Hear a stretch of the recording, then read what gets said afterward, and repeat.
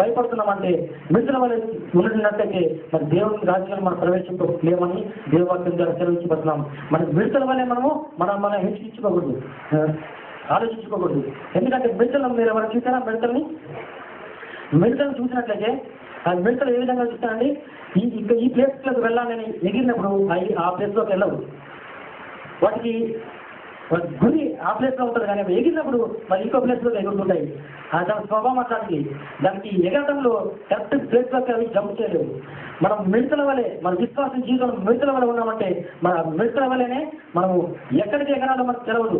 మరి అటు ఇటు ఎగురుతున్నట్టు మన విశ్వాసంలో జీవితం కనిపిస్తాం. అయితే మన పరిశుద్ధాత్మను పొందుకొని మరి యెహోషువ కాలము వలె మరి దేవుని రాజ్యం స్వతంత్రించుకునే వారంగా మరి దుష్టుని ఎదిరించి ముందుకు కొనసాగే విధంగా మనం ఉండాలని దేవుని వాక్యం కనిపిస్తున్నది.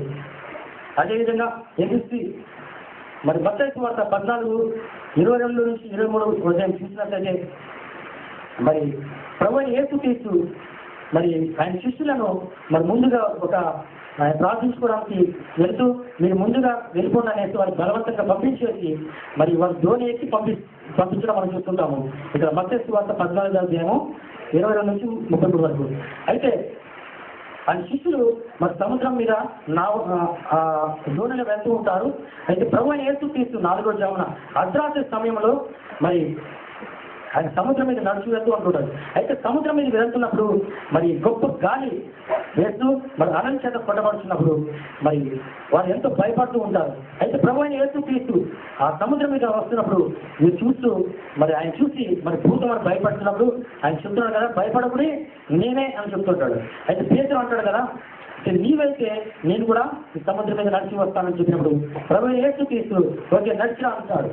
అయితే పేతురు మరి ఆ దూరం దిగి కొంచెం దూరం నడుచుకుంటూ వెళ్ళినప్పుడు ఆ గాలిని చూసి భయపడి మరి మునగడం ప్రారంభిస్తున్నాడు. అయితే ఎప్పుడైతే ఆయన ఆ గాలిని చూసి భయపడినప్పుడు మునగడం మరి ప్రారంభిస్తుంటాడు. అయితే ప్రభువైన యేసుక్రీస్తు ఎమ్మటే అతను చేపట్టుకుని ఆత్మవిశ్వాసి ఎందుకు సందేహం పడివి అని చెప్తుంటాడు. మనం చూస్తున్నాం. అయితే మనకి విశ్వాస జీవితం కాదు, కానీ మన విశ్వాస జీవితంలో అలుపులుగా ఉండొచ్చు.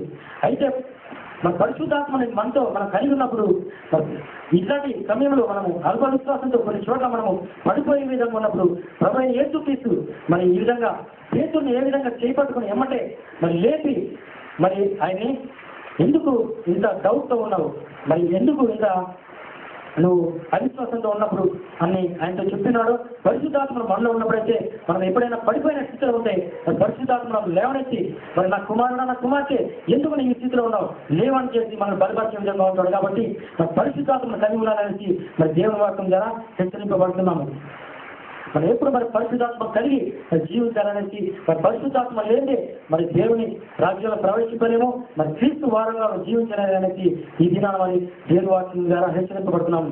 ఎఫెసీ 3:14-15 వచనం చూసినట్లయితే మరి అపోస్తలుడైన పౌలు చెప్తున్నాడు కదా, మీ మోకాళ్ళలోని దేవుని యొక్క మోకాళ్ళలోని ప్రార్థిస్తున్నాను ఏమంటే మీరు అంతరంగ పురుషుని యందు శక్తి కలిగి ఆయన ఆత్మ వలన బలపరచబడినట్లు మీరు ఉండాలనేసి మరి ఆయన ప్రార్థన ఏ విధంగా అంటే మన అంతరంగ పురుషుడు పరిశుద్ధాత్మ వల్ల బలపరచబడి మరి ఆయన జీవించాలనేసి మరి పరిశుద్ధాత్మ అపోస్తలుడైన పౌలు ప్రార్థించిన విధంగా మనము అంతరంగ పురుషుడు పరిశుద్ధాత్మ వలన మరి బలపరచబడి ఆ విధంగా ముందుకు కొనసాగాలని మన ఆత్మ జీవితంలో మనం ముందుకు ఆ విధంగా సాగాలనేసి మనం దేవుడు అడుగుచు మన ఆయన ఆత్మ పొందుకునే విధంగా జీవించాలనేసి మరి ఒకసారి మరి దేవుని వాక్యంగా హెచ్చరిస్తూ మరి మనం ఒక్కసారి మనం అందరం కళలు వచ్చి మరి పరిశుద్ధాత్మ దేవుడు ఈ దినాన మరి మనతో మరి మాట్లాడి మన హెచ్చరించి ఉన్నాడు. మనం ప్రతి ఒక్కరం కూడా మన పరిశుద్ధాత్మను పొందుకుని మరి ఆయన విశ్వాస జీవితంలో మన రాష్ట్రంలో ఎత్తబడిలాగా ఆ పరిశుద్ధాత్మ ప్రతి ఒక్కరం పొందుకుని మరి అపోస్తలుడైన పౌలు చెప్పినట్టు విధంగా ప్రతి దినం మనము ఆత్మ పూర్ణమై మరి మనం జీవించాలనేసి దేవుడు మరి పరిశుద్ధాత్మ దేవుడు మనకి చెప్తున్నాడు. మరి ఆ విధంగా ప్రతి దినం మనం ఆత్మ ద్వారా బలపరచు మన అంతరంగ పురుషుని మరి బలపరుస్తూ మనం ముందుకు కొనసాగాలని మరి దేవుడు ప్రతి ఒక్కరు కళ్ళు మూసుకుని ఎవరు కళ్ళు తెరవద్దండి, ప్రతి ఒక్కరు కళ్ళు మూసుకుని మరి పరిశుద్ధ